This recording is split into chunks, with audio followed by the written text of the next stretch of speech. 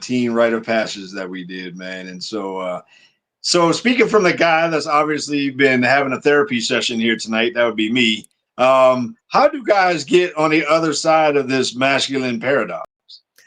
Well, it's such a great question. I've been thinking a lot about this, obviously in preparation for our 823 summit. The first thing, and we've already talked about this, is to have awareness to it. And I think there's three things that men do to stay stuck on the other side of the masculine paradox.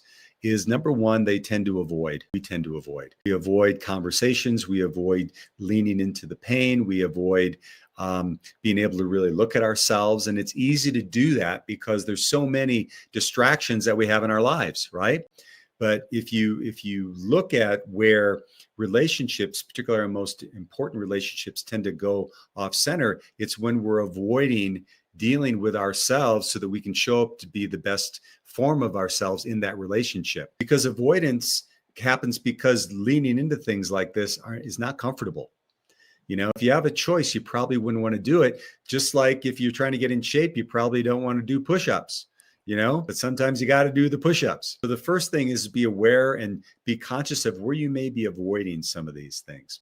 The next thing is we tend as men to resist. We resist very powerfully. A lot of times it's because we've done it in a certain way our whole lives. It feels comfortable, it feels safe, and we're just going to continue to go down. And like they say, if you keep doing what you've always done, you're going to keep getting what you always got.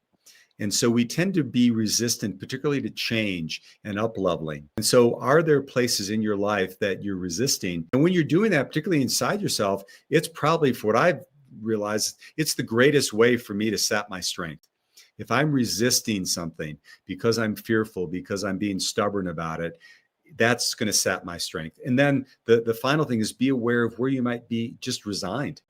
It's like, oh man, I just can't get this through. Well, the fact of the matter is there's always those challenges that are in front of us are there. If you look at them from a perspective that they're there to help us grow, then there has to be something on the other side of it. At least that's my belief system. So do our very best to make sure that we're not in that state of resignation, that we're always saying there's something at the other end. There's something here that I can learn from, I can grow from, I can expand from, I can teach from, and then lean into it so that you can overcome and serve from your experience.